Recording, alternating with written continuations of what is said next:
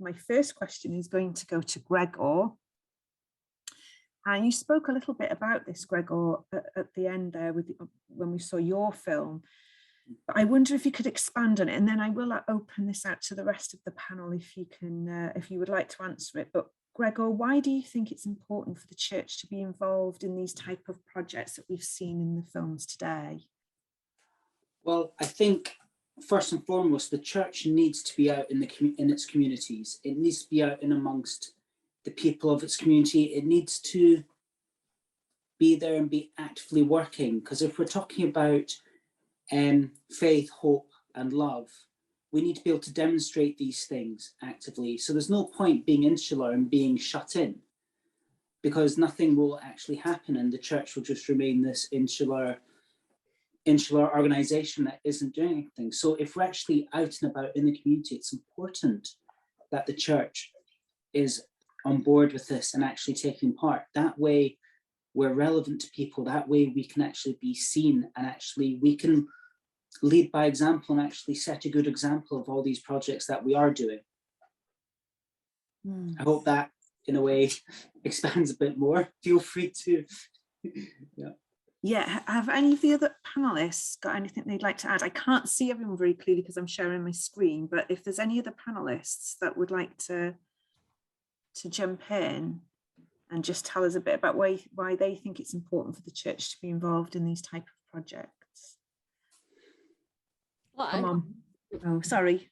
That's Jeanette. Yes. Yeah, I think it's important that the church is, as Gregor said, seen to be doing things, not just Sunday morning services, providing a service, really, and not just going out asking for money. We are actually providing a service there, and it's allowing people to get back together again. And we have 2 pubs in the village, but no cafe. So that's why we decided to set one up, because it was needed. Yeah. So. Any of our other panelists? I can see a couple of you, but so I have to scroll them down a bit. Marian has her hand up, Sarah. Oh, thank you. Marian, please do chip in. Thank you. Well, the church traditionally welcomes people at births, marriages and deaths. But to our shame, we quite often, after the event, leave people to crack on their own, which I think is very much to our shame. And our event aims to try to correct that. But I don't think pastoral visiting is just about visiting the sick. I think this is a great opportunity that we're starting to explore, whereby we can contact people we haven't seen for absolutely ages, and bring them back into a less threatening environment. And it is a very friendly session. And while it just seems odd to me that we should, if people bother to have their funeral involving a church, that we should then not try to keep in touch. Yeah, that's a great point. With a mission area system, I think it's nigh on impossible for the clergy, I might correct the clergy that are here, to do all of this.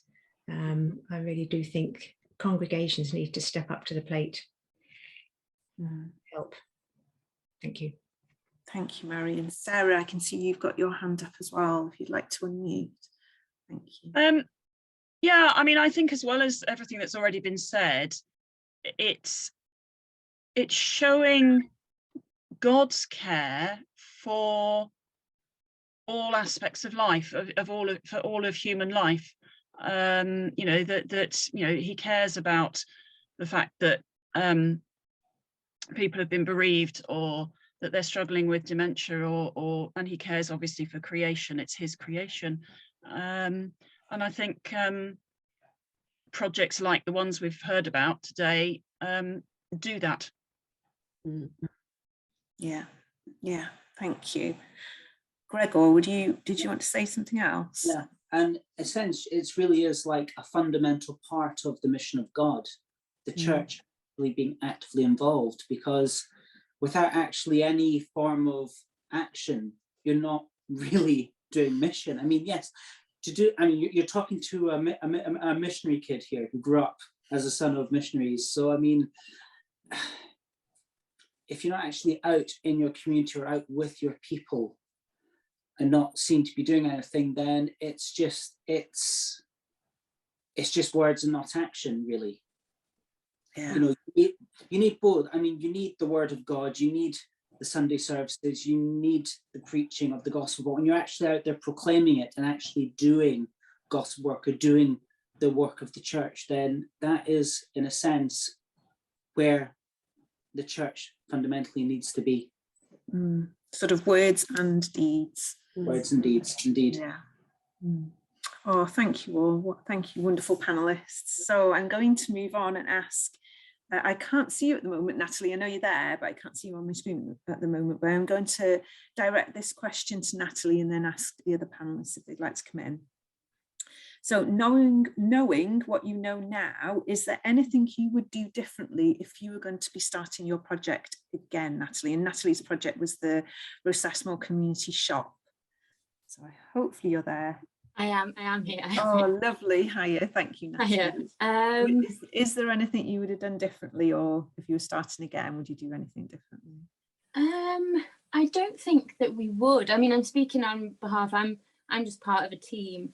There's also Lynn Fernhead and Jackie Blaine from Rosasmore who very much set it up with me. And then our core volunteers. But yeah, right. I think I speak for all of us where if we were to go back to the initial meetings where we first discussed the shop or the outpost, I think every obstacle that kind of, you have obstacles that come up, but I think every time something cropped up, we kind of actually learned that it was just a redirection. It wasn't so much an obstacle. It was kind of saying, hang on a minute, is there a better way to approach this? So I think we'd be cheating ourselves if we said, actually, yeah, we'd prefer to go back to the start and find a better way to have done it, because each time everything we've done has led up to where we are now. So no, I don't think we would change anything. I don't know whether that's a get out question. That's me. No, it's not. No.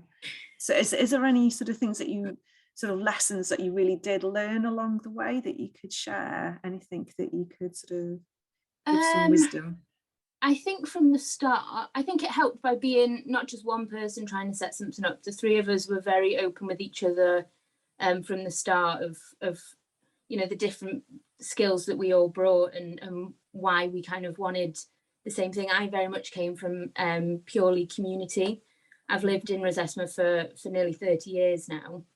I'm born and raised here. So I very much come from it from an angle of, I've always attended church, but not maybe regularly. And I think we've always seen it as that Lynn as well lives in the village and Jackie herself too. So we didn't see it as that the church trying to go out into the community. We're all community members that are also then trying to reach out to our wider community. So yeah, right. I think we were all really open and kind of honest in that we're not shopkeepers. We have no idea really what we're doing most of the time, but we were just open and kind of said whatever the community feel like they need, we will try and provide that. So we had consultations with the community quite early on. We put out a questionnaire of what they'd made, if they even wanted a shop, if they did, what would they like to see stocked. So I think in each crucial stage we consulted the community. And I think that's testament to the church here is pretty well established in the community, and that's because the people that are in it are so welcoming. So yeah, because of those foundations that had already been laid previously, we then kind of had that to work with already. So I suppose that's been good from the start, is always working with the community, not trying to guess what it is that the community want, but working with them. Yeah, that's a really good point, that you kept consulting people. And even in the shop now, you have you do ask people, don't you, is there anything that you'd like to see stocked? Yeah, we have a suggestions box, and then we also constantly check in with our volunteers, because obviously we don't see them every day. We're open 6 days a week and tend to have about 4 volunteers in every day. So you know, we're all in touch on the WhatsApp, but we don't necessarily see them every day. So after the first month, we only opened in October last year, and we had a review a month in so that everybody could get together, and any problems that they were finding, they could get that to us straight away, and you know, any ideas that they had, then they could converse that to us. And then this weekend just gone, we've had our second review, so we're constantly keeping update with them. And if nothing more, to be able to have a catch up with people. I think it was said in one of the videos that actually now, as we come out of the pandemic and hopefully get into some form of normality, it's nice to be able to get together with your community and you know, be able to talk over a cup of tea, and actually we find that that's when the best ideas and movement comes then for the future, is because it's not just our idea anymore, everybody has ownership of it. So yeah, I think that's really important, that fact that you're listening to different voices and encouraging people who maybe don't think that they have a lot to contribute. Sometimes people think, oh, I'm just a volunteer, or, you know, but actually their voice is really important, and you know that they've been in contact with other people in the community. So that's really good. I'm going to open that out as well now to the rest of the panel. So I'll ask the question again. So knowing what you know now, is there anything you would do differently if you were starting your project again, or anything that you'd like to comment on that Natalie's just said? If anyone would like to.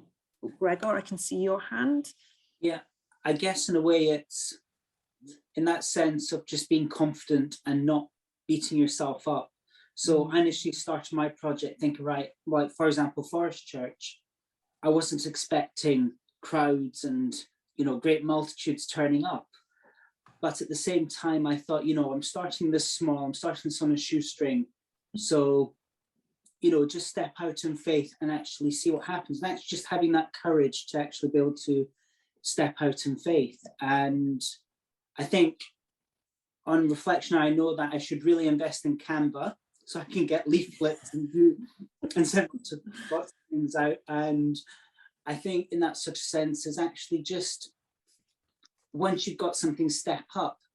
Once you've got something established, step up and publish it, and actually try and, you know, get out as much as possible in that sort of sense, and not worry about it, you know, just do it, get it sorted. Yeah, it's easy to get sort of tied up in worrying, isn't it, and wondering if this is the right thing to do rather than doing something.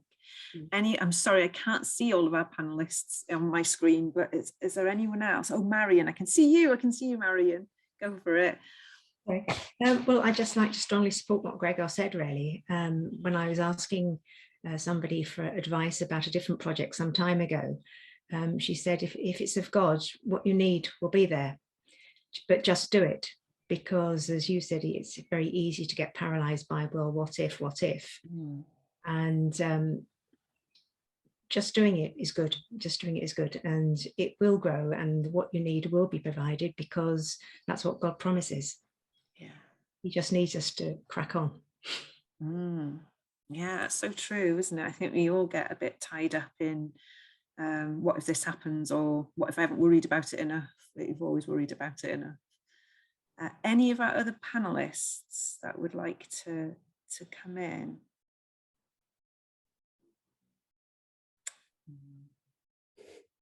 Right, I'm gonna put an open question to all of you now, and see who feels like they can answer this one. Have there been any unexpected outcomes or benefits from running your project? So again, I can only see some of you, but please do. Karen, if you can see anyone that's got their hand up, let me know. Oh, Marian, straight away, I could see your hand. Well, three things. Our first two guests decided they wanted to be helpers, which was really rather special. Wow. And as I say, it's given us the opportunity. Initially, we had run a tea party with a different focus before the pandemic, and all but one had either died or gone into full-time residential care. Wow. So a bit shocked at where could we go. We looked around at our own congregation, and as I've mentioned, that gave us the opportunity to think, well, who haven't we seen for ages? And I've ended up speaking and having really good conversations with particularly one person that I'd never actually spoken to before, but you left the church ages and ages ago. And I'm sure she will come eventually, because I'm going to mither her to death otherwise. But in all seriousness, it's provided an excuse to establish contact, and that's been really good. And then surprisingly, I shouldn't be surprised, that's a terrible thing to say, but 2 of our guests have started coming to church as well, which is the objective, but obviously it's wonderful that they are, and that's really, really good. Yeah, I think Natalie, I think you wanted to come in. Thank you, Marian. That's really helpful. Natalie, was there something you wanted to add? Yeah, I think the unexpected element for us was just the sheer amount of support that we've had. You know, we're really lucky to be able to say that we've got 38 volunteers on the books, and that you know, when we started, we always said that it was from the community for the community, and actually what's happened is that a community has established in the church for within the community then. So our volunteers, they're so diverse. It's not kind of a set group of people. We've got, you know, which completely blows me away, that we've got three or four young people. I'm going to do air quotes on young people actually, because I'm included in that. So, but yeah, there's 3 or 4 young people who, you know, have jobs that come on days where they're not working, or they cover every other Saturday. So it's not just kind of people who are retired or people who come to church. It's a widespread, you know, pool of volunteers that really speak for the whole of the community. So yeah, I know that we were blown away with that, and we still are. And we've always said that no matter what's in the till at the end of the day, that's where our profit comes from, is being able to see, you know, people who maybe have lived next door to each other for years, but actually have never spoken to each other, now get together every fortnight while they're doing their shift. And you know, it pays off when you kind of see them. They might be on shift on a Tuesday afternoon, but you see them Thursday morning walking around the village. So that really is what has surprised us, is that kind of real community benefit that's not just happening in the church, but in the wider community. And people who, I know that I've had it where someone who in all honesty has come and said, I've never felt any kind of ownership or say over the church because I don't come. And now, because she's been included, there's no pressure for her to come to services. The church in itself is a community building, and whatever that, if that's for private prayer, if that's for service, if that's just, you know, the time that she gives in the shop, whatever that is, that's apart from her. That's for her then. So yeah, that's been a real benefit for us. Yeah, and you can't write that into a plan, can you? No, it's not. No. It's not something you think, oh, this is a plan. This is just, it's grown because you've started that project. Yeah. You've made an opportunity there for people to do those things that they obviously did want to do, but didn't have the chance before. Yeah, exactly. And then it's like you say, that we maybe had an initial plan, but that's completely spiraled now. I mean, even recently, we set up as a drop-off point for Ukraine aid. And again, I think naively, I just thought that I'd have a couple of bags that I'd run down to Wrexham, and we had a whole church full. That meant we had to really call on volunteers and get a van set up, which, but again, you know, is incredible. And it means that those outlets are being able to happen because we've already put the foundations of a community thing within the church. And the church had a big hand in that then. And again, you know, touching upon what's already been said, I think people and the community just appreciate that the church is trying to do something. We're not saying that the shop's perfect, but I think people appreciate that actually the church isn't staying silent on things. We're actively trying to do something in the community, and that we're willing to work with them if they want to then better that. So yeah, that's wonderful. Any of our other, Gregor, I can see you would like to. Thank you. Yeah. I guess when I've been doing sort of eco-church surveys amongst all the churches in my mission area, and one that did stand out to me was Church of the Holy Spirit in Prestatyn. And the church there, it's just amazing, the dynamic and how the congregation worked together. was amazing.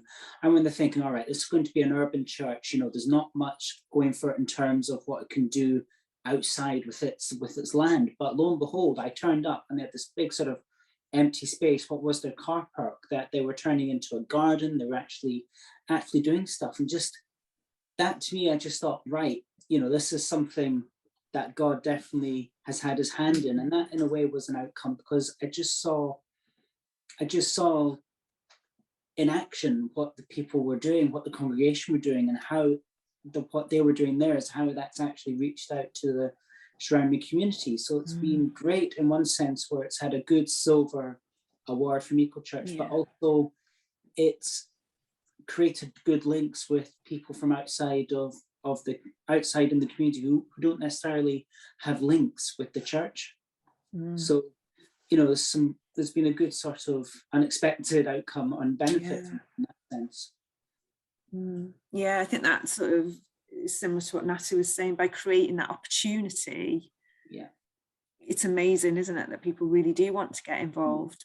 I mean, I think it's too easy to think that no one would be interested, and then you do it and you see how many people really do want to get involved and are passionate about their community. Any of our other panelists? I'm sorry, I can't see everybody, but any of our other panelists, if you'd like to add anything. Okay, so if not, then I'm going to, my next spotlight is now Jeanette. You're my spotlight now for the next question. So I think each of the projects that we saw had something that could hold them back, such as lack of facilities. So if you don't have a toilet and running water, and you don't always know if you're going to get enough volunteers, how did you overcome the issues that you had on your project, and what helped you to keep going when things seemed difficult? We haven't got that many volunteers set up yet, but we decided to go ahead anyway. And there's no running water in that part of the church. So that's why when you saw our film, you saw a camping sink. And it has a reservoir of water at the top, and then you use it to wash your hands, and then it goes down into a tank that you can empty at the bottom. So that's how we got round the water thing. And we didn't have that much money either when we set up, which was, we actually got a grant from our local wind farm for about, we applied for 3,000 there was, and we got just over half of that. We decided that we would go ahead anyway, even though we didn't have as much as we thought we needed, and people have just provided. Our local Morrisons were refurbishing their restaurant, their staff restaurant, and they were getting rid of all of the crockery. So that came to us. So we have beautiful, some of it's unused crockery that we were able to set up the excuse me, the cafe with. We haven't got toilet facilities in church, but there's a public toilet in the car park just across the road. So that's what we tell people to, well, people in the village know, but that's where we direct people to. People in the village are used to the church not having toilet facilities, but we're just getting round things, and you know, the lack of funds didn't stop us from starting out. Got the grant, and we pressed forward, and things have just arrived. People have given us donations, and it's just been amazing the way that people have supported the project.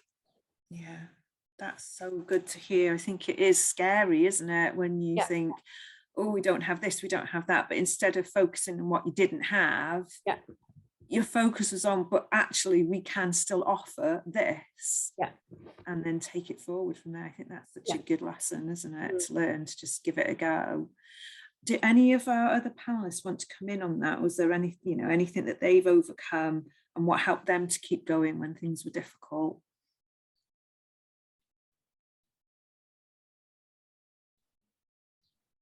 Okay.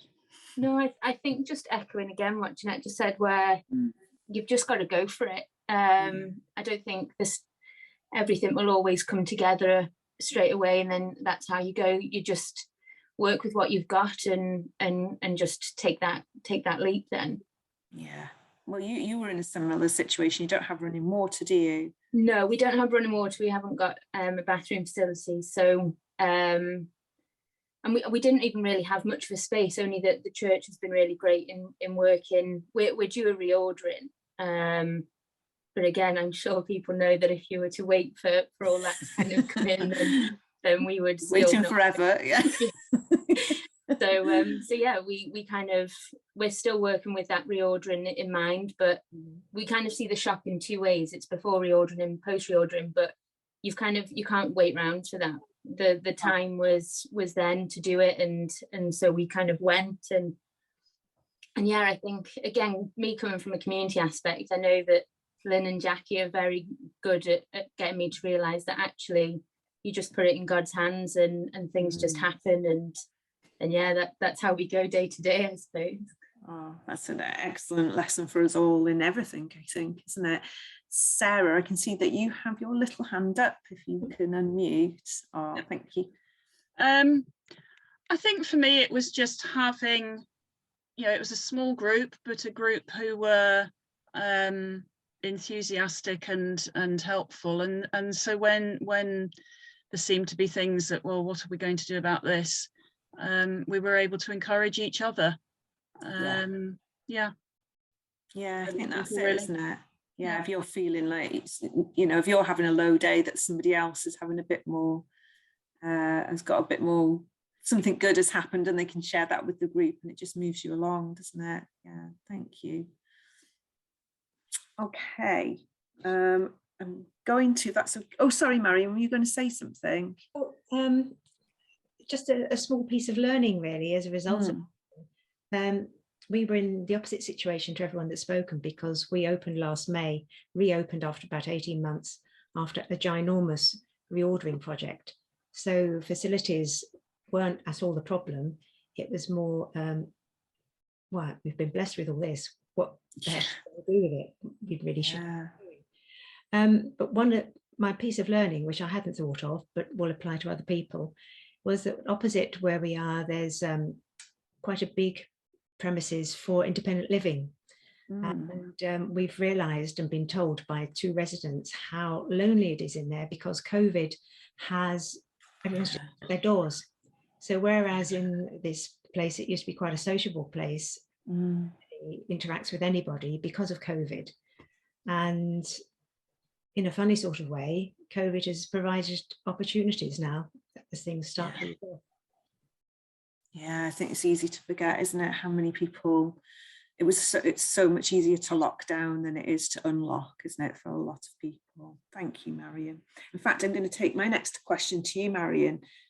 So what do you enjoy most about being involved in the project that you run? Well, I just enjoy people.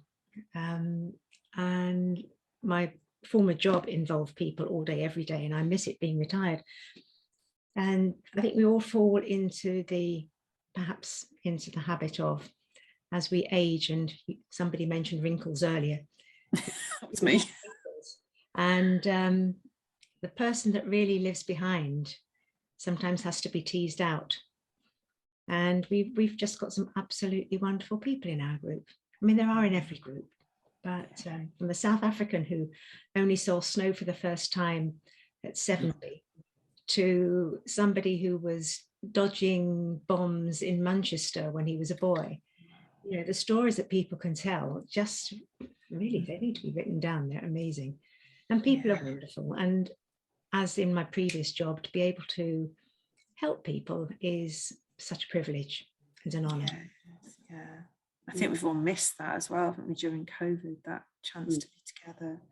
Thank you. That's a lovely answer. Thank you, Marian.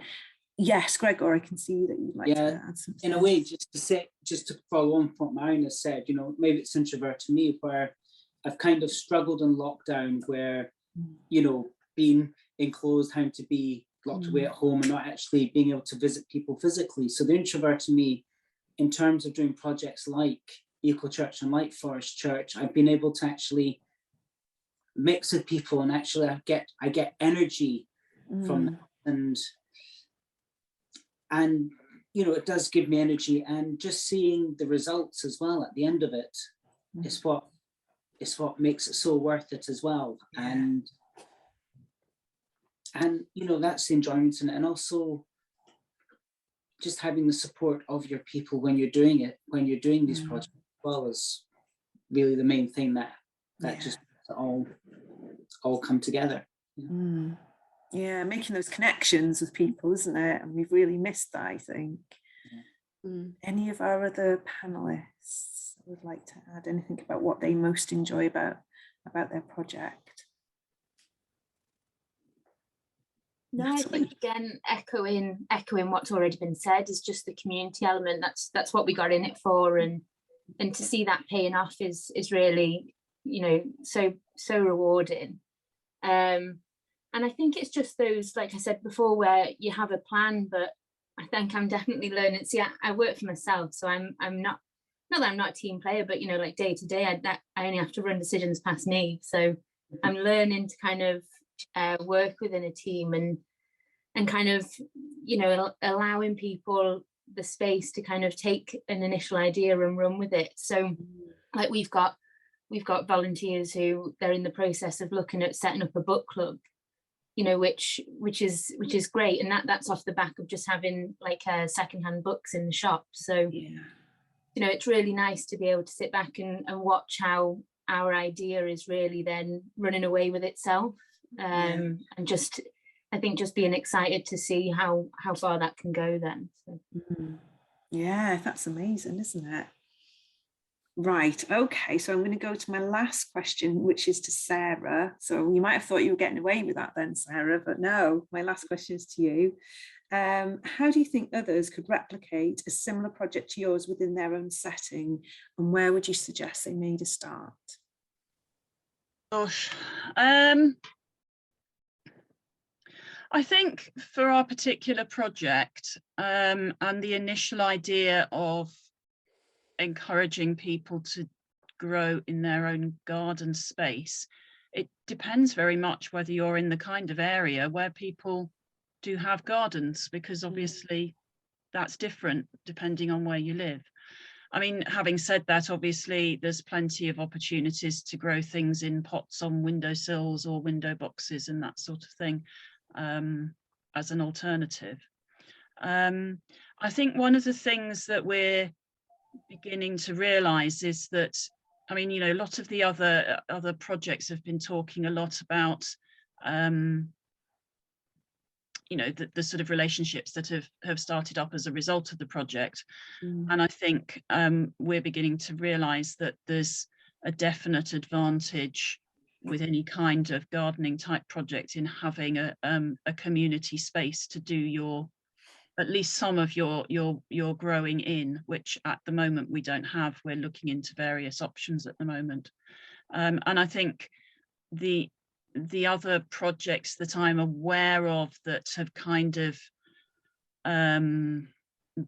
maybe been inspired a bit by what we've done, have all got, you know, some space in a churchyard or something that they've converted into a bed where people have come and worked. And I think when people gather like that, and particularly if it's somewhere where people can gather regularly or frequently, that's when you start getting you know, relationships developing and growing, which I think we've not quite managed to do for ours. So I think if anyone was looking to kind of, you know, duplicate it or do something inspired by it, I think to have some space, if you've got a churchyard with some space in it that you could make into a bed, then do it.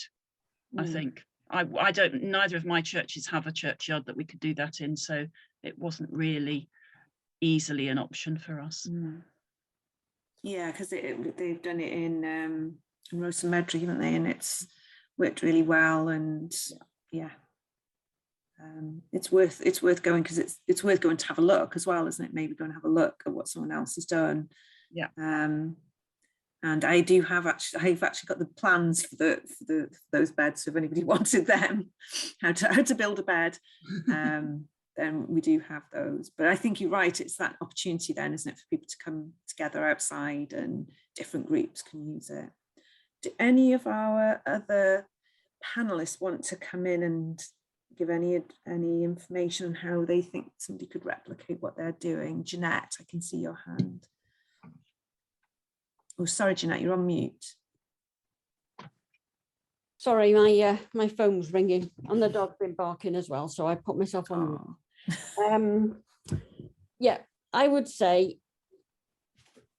for any project that you're thinking of doing, as been said on this by the panel today, is just go for it.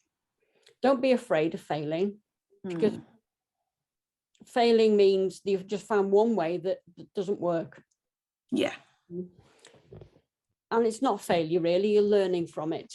So just go for it, I would say. And if it's of God, it will be blessed. Yeah, I think that's really good. Oh, I think that's a really quite a profound thing. We're gonna. Oh, sorry, I think Natalie wants to come in. Natalie. No, it was just to kind of, mine's not going to be profound to finish on. No pressure, Natalie. No, it's just to echo that, is that to just go for it and to talk your ideas through and share them, because you never know, like I think that's again something that we've learned, is that when you're talking, and I think someone was talking about it before, where everyone's got a story, everyone's got skills. So you talk to people, like for instance, we've had to do food hygiene for the shop, and it was only through talking to volunteers that one was fully trained in all the HACCP and critical points and stuff. So she did all of our processes for us. But again, that was just because you're talking through ideas and kind of not holding back. You just open that out to people and just put it out there, and then the rest seems to work out. So it is amazing, isn't it? Sometimes like the treasure that we've got that we don't realize we have. I think Marian, did you want to add something? Well, I echo everything everyone else has said, of course. And this is a bit project management speak, but in work we were encouraged to do PDSA cycles, nothing to do with sick animals, but plan, do, study, act cycles. And because in the health service you couldn't just get money left, right and centre, the idea was to just try something out, to plan it and try it, even if it was just for an hour or two, whatever it was you wanted to do. And then see what the issues were, learn from it, as other people have said, and then regroup, redesign and carry on. And it goes on in a wonderful learning spiral that we can all enjoy. And as we've all said, we'll be blessed if it's of God. So that's putting it in formal language. But it is important, I think, to not be knocked back by difficulties or no one turning up or something like that. That doesn't necessarily mean it's the wrong thing to do. So to keep the encouragement going. And the other huge thing, again, nothing we were encouraged to do when we had ideas, was to do a stakeholder map, think of everyone who could be involved, who could benefit, and then try and match them together, think who was working in those areas already, and make sure we network with those groups, so that then it's not just us, it's we're working already as a community to take something on. Excellent, thank you, Marian. That's even some practical tips there as well from Marian. Really good, thank you all. Right, okay, so our first question is just to everybody, to any panelist rather. What partnerships have you built that have been important to making sure your project could happen? So any of our panelists, again, I can't see everybody on my screen. Hold on. That's better.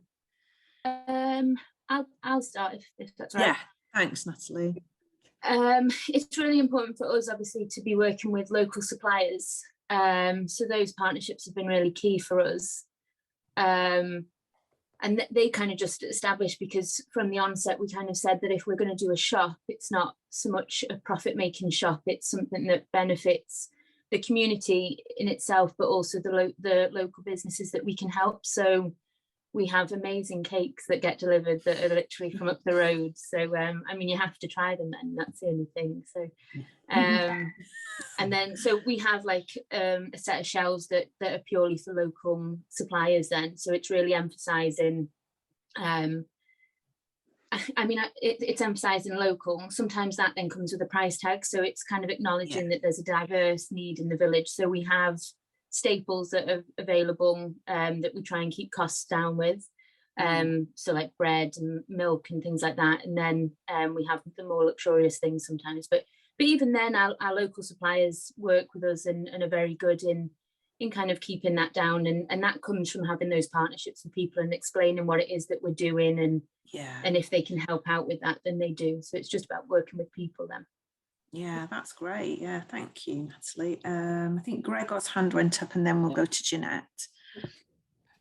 So for example, with Forest Church, I've got a good partnership with one of the members of my congregation. She's a big sort of, I think she's one of my big, she helps out a lot. So when we started Forest Church, she offered to bring flasks of hot water, bring hot chocolate, bring things like that. And this was something I didn't expect, she just contributed in that sort of sense. But also, if you have people who are willing to help and do that, keep those, nurture those relationships, bring them on board. It's all about bringing people with you as well. You don't set people on and try and do everything by yourself, because that will lead to burnout. And the last thing you ever want is to be burnt out. So bring people along with you who can support you and who you can actually turn to if you need help.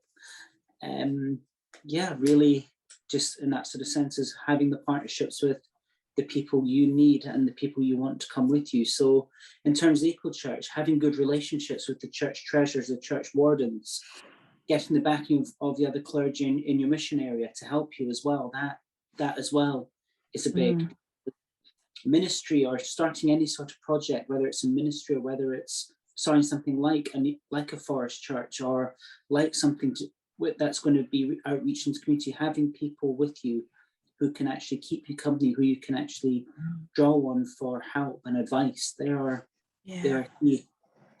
It's such a huge resource, isn't it?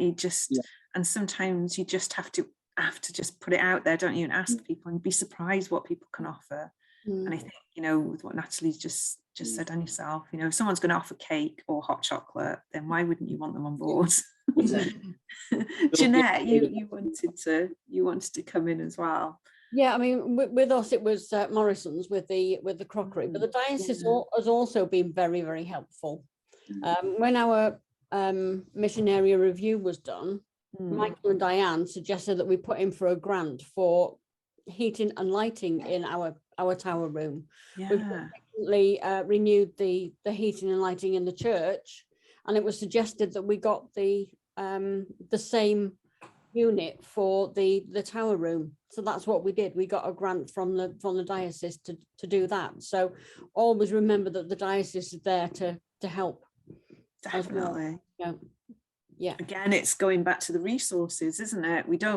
Sometimes we forget what amazing resources. We've got all of you that work in our diocese that can help people. We've got people at the office that can help people, and we're all really willing to do it. Because it's such a gift, isn't it, to be able to sort of share what you've done and give people a little bit of information. And I know you have amazing people doing your cake baking, and it's not always that people need to be there on the day, is it? No. Some people are more behind the scenes people, and that's what they want to do. Yeah, but one of the advantages that I find is the fact that it's somewhere where I can go and see a lot of people on a Saturday morning. Yeah. And I get to know things that are going on in the village that I wouldn't necessarily know. Yeah, it's a different setting. It's a different opportunity. Yes, you get to hear who's not too good and who's in hospital and that sort of thing. So it does help for me to go and go down each week and just sit there and drink coffee. And And a cake, yeah. Sarah, I can see you've got your hand up as well. Would you like to add anything? Yeah, I mean, I think for me, the initial thing was I shared the idea that I'd had with Sarah, and she was extremely enthusiastic, and without that it would never have got anywhere further. And Sue, who's here with us today, is a key person with Grow Wrexham, and without her it wouldn't have happened either. And Karen's contributed quite a lot. I think sort of within the community, within the sort of, you know, if you like, people I didn't know yet before we started, we've had some input from Incredible Edible Wrexham. They've been really helpful. We've had, there was a community garden from Coed Poeth turned up at our last event with some plants and stuff, and we're, you know, that was a good kind of link to have made. A chap who turned up with quince plants and stuff, which was interesting. And then just sort of, you know, the local community councillor and what have you has been interested and wanted to drop in and things. So we've kind of started building up some good links. So yeah, there's lots of, but the key people are probably all here today. That's good to hear, really good to hear. Thank you so much, Sarah. Marian, I see you have your hand up, and then I have actually got a question directly for you, so go on, Marian.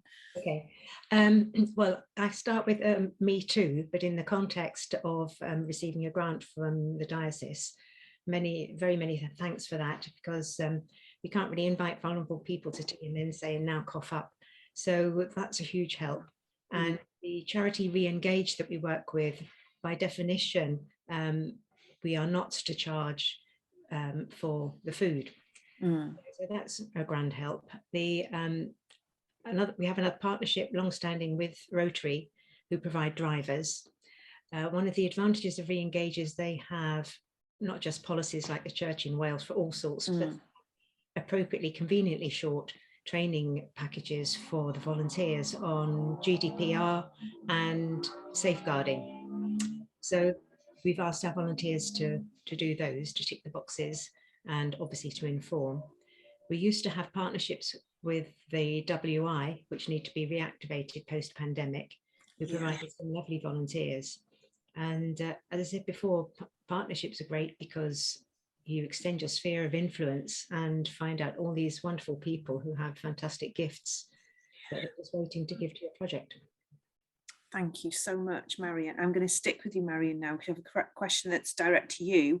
How did you invite people to come and attend your project initially? What did you do? Initially, we just started small, looked around our local congregation and found that everyone has had a bereavement has had a bereavement within the last 2 years. We tried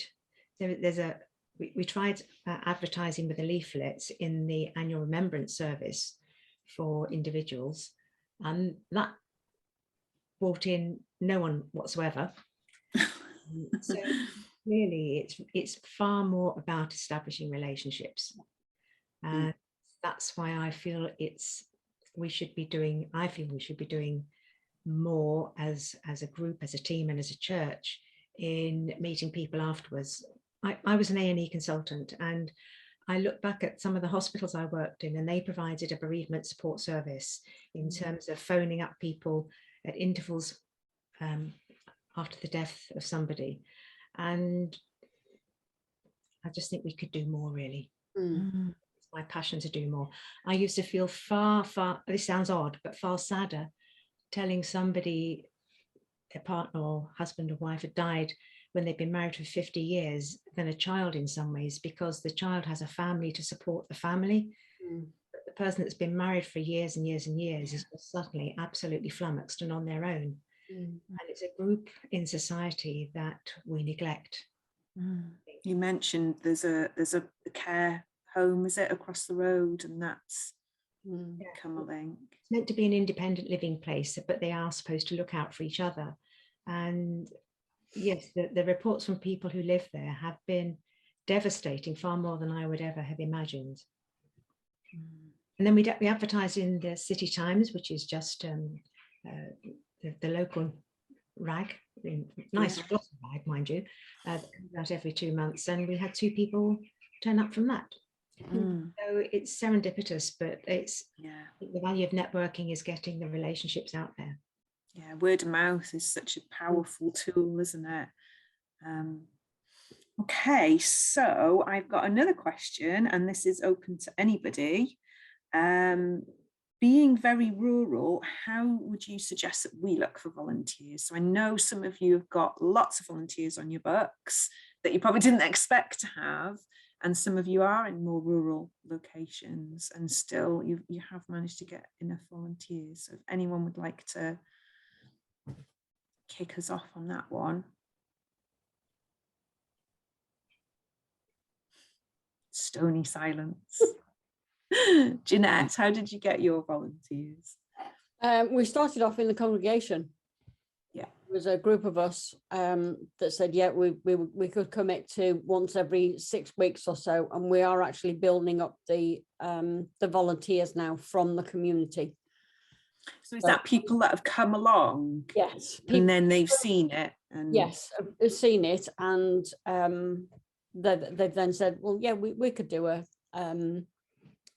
session in the cafe. As Sarah said on the film, we've got a new couple from down the south of England who moved into or just outside Kerry in July of 2020. So they've seen people from this perspective, just their eyes for so long, and it's a chance for people for them to get to know get to know other people as well, which is lovely. Yeah, I think we've lost that over the pandemic. Gosh, yeah. Sense of fellowship, that sense of working together and being the church outside. Natalie, you unmuted, and I'm going to take that as a sign you're going to speak. How did you get your volunteers? Because your community is relatively rural, I suppose, isn't it? Yeah, I count it as, because we're a fairly small village, really, and it can be quite isolating. So yeah, I don't think we had, if I can say, I don't think we had the congregation to draw on. I don't think that's where our volunteers come from. It's a fairly small, I'll watch my word, of an older variety, perhaps I'll say, without it being mean. So I think the main thing that we did, like I said before, we consulted at every early stage so that the village knew what it was that we were hoping to do. And then we chose to then have a consultation with not a select group, but a group that maybe don't attend church regularly, but have shown willing before to community initiatives. So we kind of consulted with them and said, is it something that you'd be interested in? And so we had maybe then a core group of 10 that we'd run the full idea past and what we were planning on doing, and got that kind of confidence from that then. And then we opened up the church 2 days. We had an open day where people could come and they could try the local produce that we were going to stock and some of the local suppliers, and that cake came back out again, and we wrangled people with cake. So yeah, I think that kind of consultation where we weren't kind of pressing for anything. So at those 2 open days, we had sheets out that kind of said, if you'd like to know more information about volunteering, then pop your name down and we'll give you a call. Or, we kind of broke it down as to what people could do. So we expressed that if you couldn't commit to a weekly thing, then if you were just happy to be considered.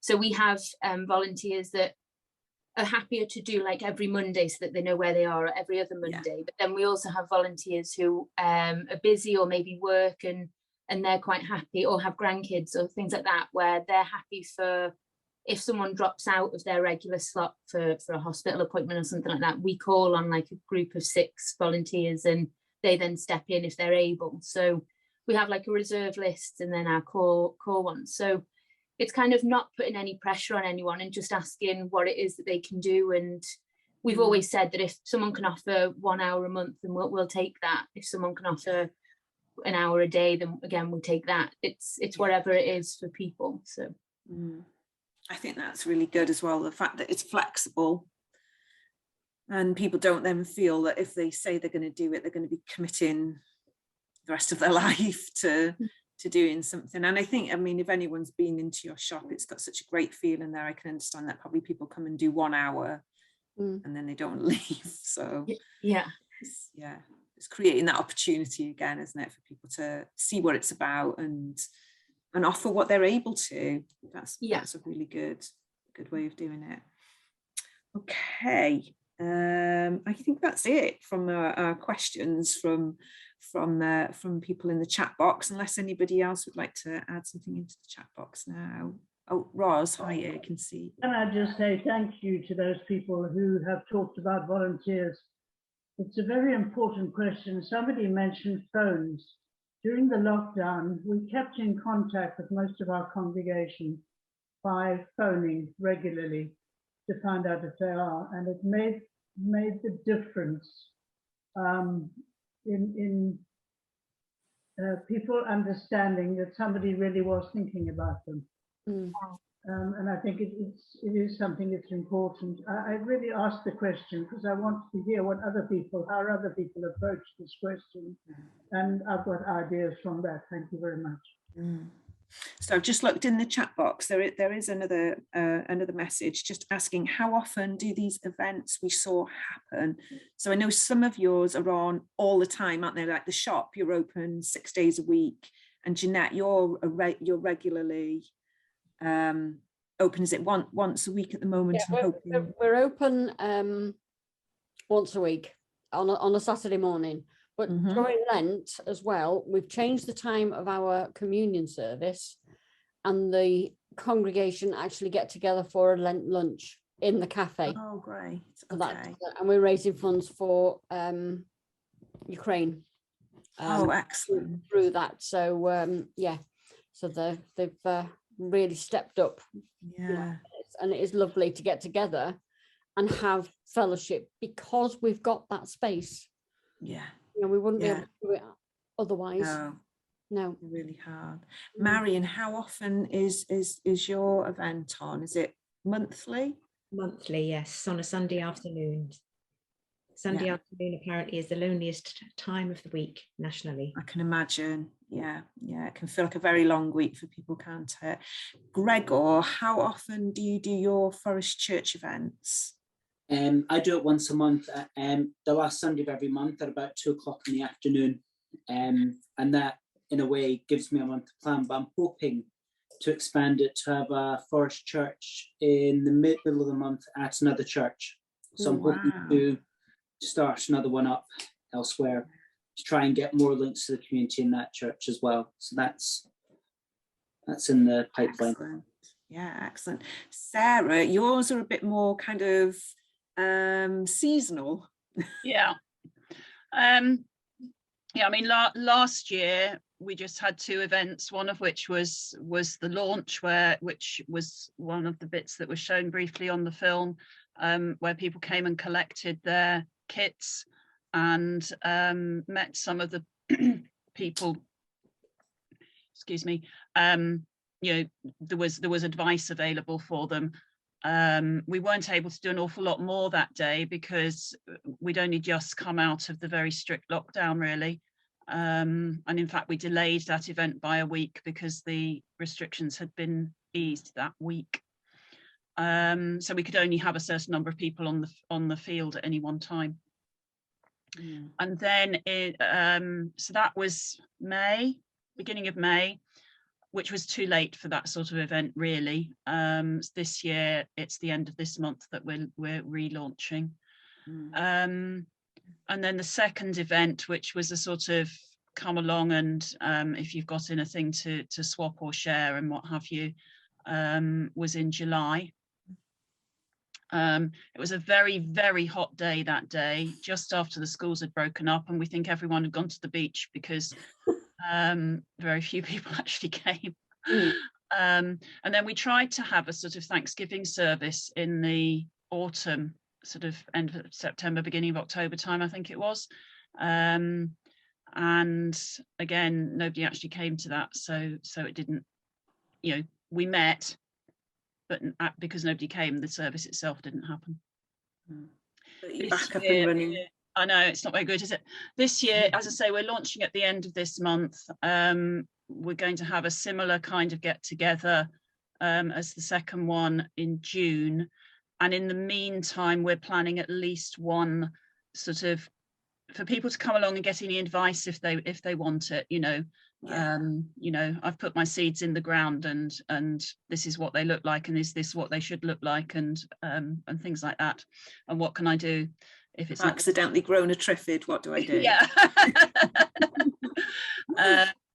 So yes, and then we'll see how we go as to whether we do any more sort of more low-key events like that during the course of the year. It all helps you to learn, though, doesn't it? And I think sometimes we just have to be okay that it's, you know, even that second event that you mentioned on the very hot day, the people that did come stayed. Oh yeah, we had some really good conversations that day, actually, and made some good links with people. Yeah. So it wasn't loads of people, but I mean, we couldn't go home, could we? Because everybody wanted to stay. So yeah. All right, I'm gonna just very quickly ask a final question, and then we're gonna go and have a look at the website. So, have these initiatives brought new people to be part of the church family? And if so, how do we make people feel welcome? Maybe if there's one or two people want to. I know Gregor has said there's been people from his. Yeah, Gregor, would you like to? Yeah. So initially with Forest Church, I've had about 6 or 7 new families that have come through, and this was during more or less during the pandemic last year when I just started it, and like I said, it was early days, but these are families that who haven't necessarily gone to church, but they're people who are actually now asking questions about faith, asking questions about just church in general, and it's a good way in order to make them feel welcome as one. Not judge them. Like if they ask questions, answer them, and just make them feel as welcome as possible. And so Forest Church, for example, is a great platform for this because the kids can come, they can run around, and there's not that pressure of, oh, we're in church, we need to try and keep the kids quiet, where I don't think church is that at all. I think if there's a baby crying in church, that's wonderful. We've got a baby in church, great. So I mean, if you've got something like Forest Church where people can bring their pets, people can bring their children, they can run around, and they're not going to get lost in the green book. They're not going to get lost in the hymn book. You can just people can actually be themselves without feeling any sort of judgment or any sort of, should I be here? Shouldn't I be here? It's just people can come and be themselves and be who they are. And that in a way is great. And it's a good platform for people to question, people to engage with you as well. Yeah. I think Jeanette said it as well before. It's like that, almost like that less formal setting, isn't it? Where you could maybe, it's a bit like going anywhere, isn't it? The first time, it's nicer to go somewhere when you've already spoken to someone in another setting. So for Jeanette, if she's had a chat and a cup of tea with somebody, or for Gregor, if they've had a chat in another, it's a bit easier, isn't it, then for them to come in because there's a friendly face. And we've all had that experience, regardless of it being going into church or anywhere else. It's so much nicer if there's a friendly face there. Makes all the difference, doesn't it? It does, definitely. Any of our other panelists would like to? Yeah, right. I think just echoing that as well is that it's in a way you're giving people permission. I think someone said it in one of the films where, I think it was with Jeanette, that you're giving people permission to cross that threshold without it having to be into a service.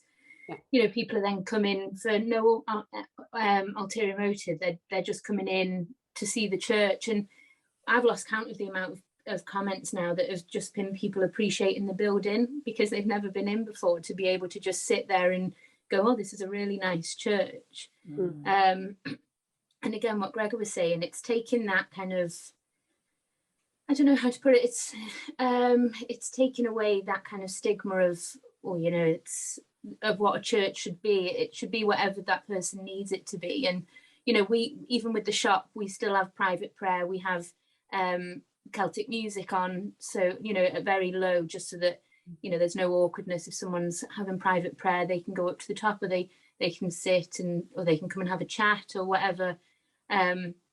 So yeah, it's that. And then with half term and things, like we encourage children to come in and use their social skills to kind of use money. And then if I know that last half term a child came in and you could see that they were really inquisitive, and we just said, just go and have a wander, and then they naturally found the microphone. So so, but you know, it's just allowing that kind of exploration then, rather than it being, oh, you can't go there, you can't do that, then yeah, it's just giving that permission then to just find your comfort zone wherever that is. So yeah, making it feel like it's their church as well. It's not a museum. You're allowed to. Yeah.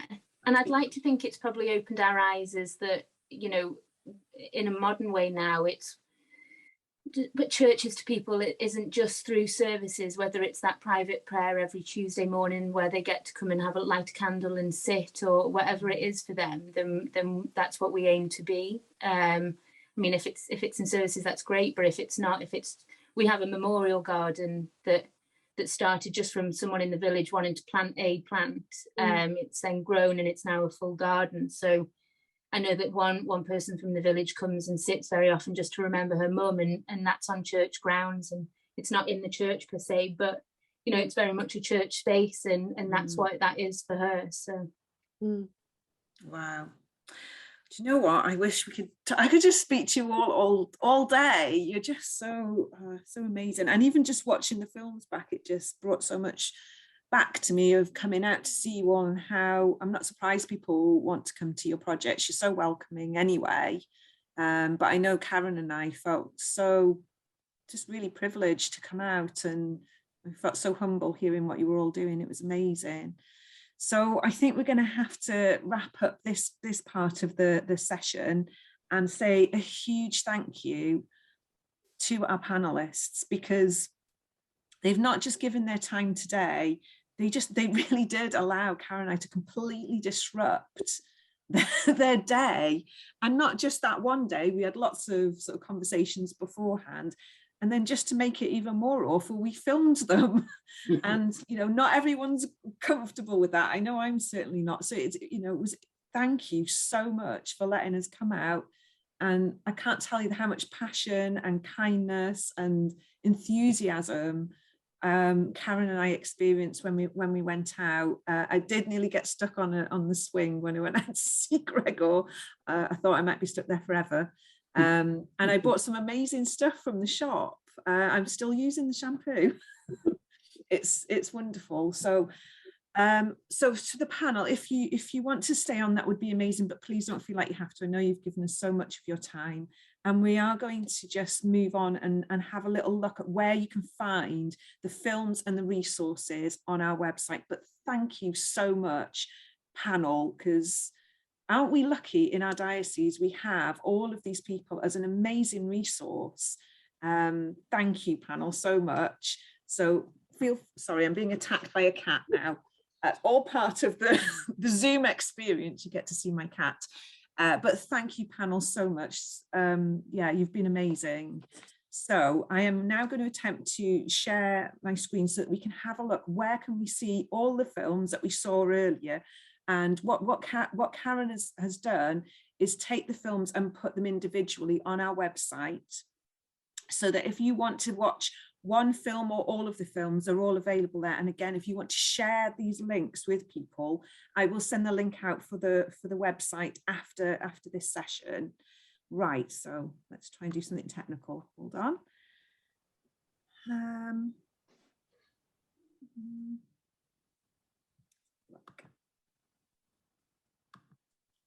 Okay. There it is. There. Hopefully that's working, and you can see that online. There you go. So that's what it looks like. I'm sorry, I'm not very good control over it at the moment. That's what it looks like. So it's under So if we go onto the website, you can see it's here, it's under what we do, and then you click, there we go, faith in action, social engagement. And then you just scroll down and you'll see this works. And there you go. So the films are, I don't know why it's not showing up on here, but I know Karen has put the films on there. So when I send the link out, you will then be able to access all the films that we've seen today. And as I said, you can show them individually, you can share them with other people. But it's also helpful if you're looking to do something in your setting, you can, rather than trying to explain it to someone, you could show them the film. At the very end of this, the panel have allowed me to share their details. So on one of the last slides I've got will be the details, so that if you do want to contact them to ask them for any more information, then you can do that. So the website is set up with the 4 Ps from Leipzig that many of you will be familiar with. So as we can see here, we can see they're based on prayer, a church rooted in prayer. And then we've got presence, making our presence felt in a positive way, proclamation, projects and events that include your faith. And there you can see persuasion, a journey into faith. And all you need to do, click on whichever one you think you'd like to have a look at some information about. And so we've had people that have sent in information about their project. And all you need to do is then click on, you can see Sarah's there, which is Grow Wrexham. You can see there's a £2 club, £2 food club, care and share. And then this is what you'll see. You click on, and there you see 100 words from that person and a picture. In this case, that's actually a film. And then who to contact if you want more information. So what we want is for people to add resources to this page so that we can all become a resource for each other. So at the moment, it's only got a few projects on there. So if you think you could put a project on here, contact me, and I need 100 words from you about your project, a picture, and who to contact for more information. So if we can see here, that's the £2 club, which is brilliant. It's a social supermarket. So if you then wanted to find out more, you can find out more by contacting that person on there. And you can see here, click for resources. So we haven't put a lot of information in the resource button yet, because we're still building this part of the website, because we want people to be part of this rather than us just building it and making decisions on what should be in there. But there will be a sort of frequently asked questions section in there, because we're trying to find the things that will help to take those barriers away for people, putting some templates in there. How do you map your community? Some resources for how do you plan a simple project. So they'll be in there so that you just have a look and you can share those resources with other people. So I think that's it from the sort of the website point of view. So I'm going to stop sharing that, but please do have a look. I will send the link out, but you will be able to, when you go on it, you'll be able to see these films, as well as just having a look through each one of these projects. And the films are there. If you click on the big picture with this works across it, that should go to another page. If you click on that there. There you go. Oh, look at that. As if by magic. Oh, look, yes, there you all are. So you can go on each one, the Outpost, Running a Dementia Cafe, the Bell Tower. Oh, brilliant. So that just means then, and also, as you can see, you can share that information. And so maybe if you're having a meeting or there's someone that you think would be interested in doing something with you, you can show them the film, which will really help them to get a feel for what the project is, rather than trying to explain it to people. So yeah, we're going to send the link out to this, and so then you'll be able to access them yourself. Okay, so I'm going to stop sharing that screen and just go back to our PowerPoint. Oh, I don't think that's sharing it. Let's try again.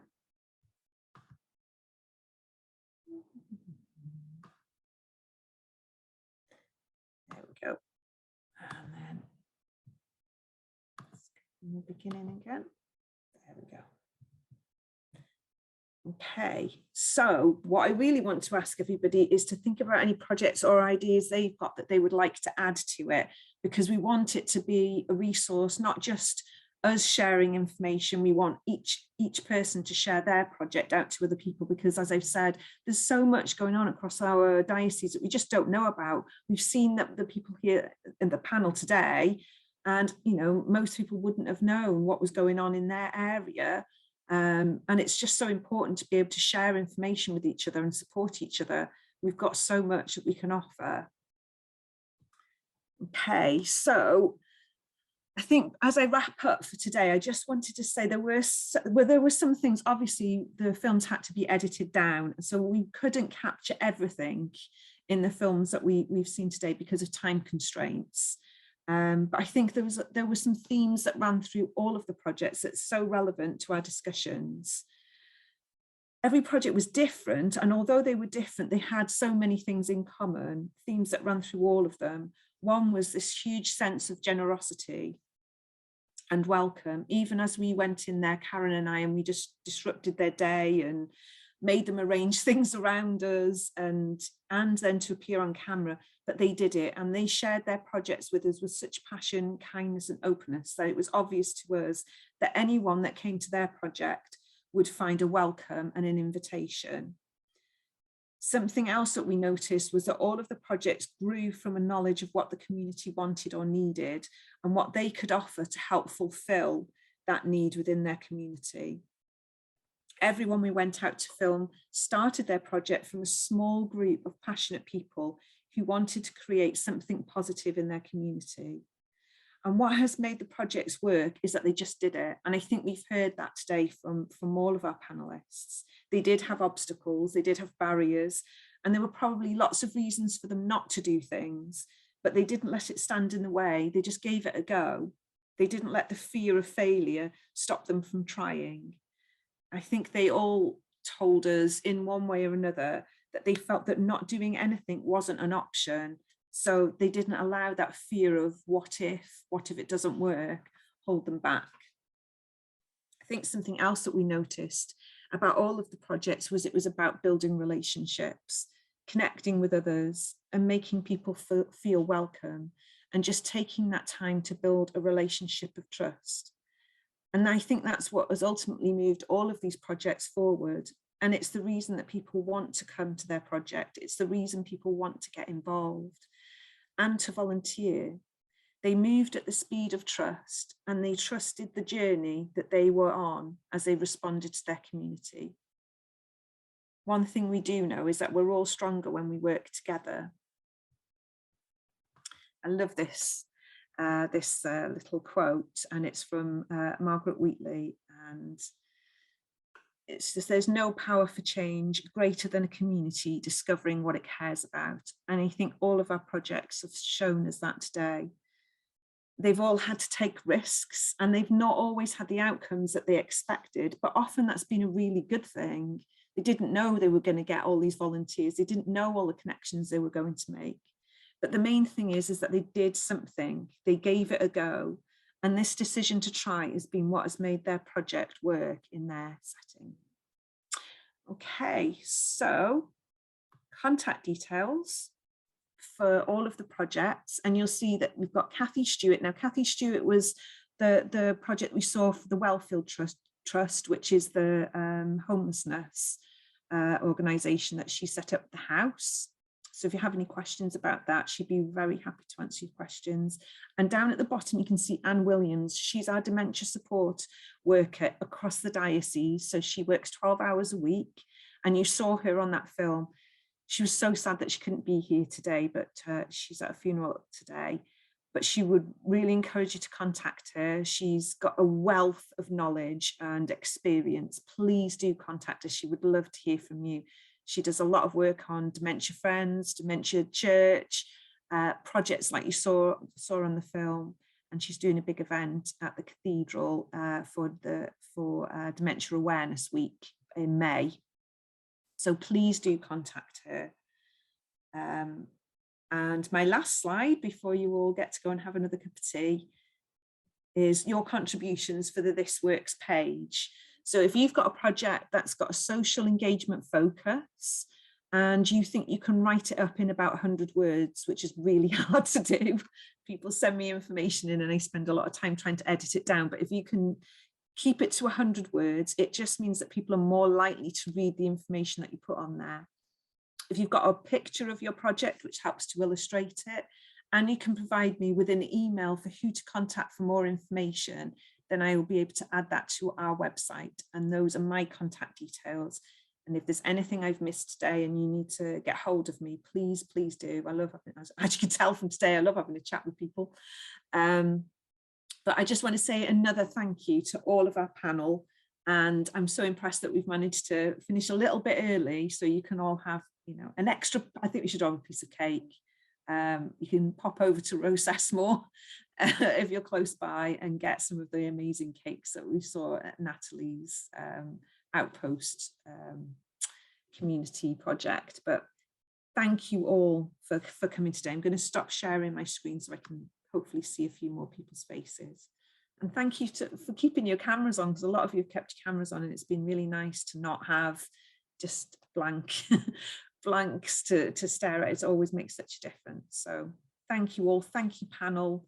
And hopefully I'll get to speak to some of you in the future. But please do, if you think you've got something you can share, please do send it to me and I will send the link out for the website now.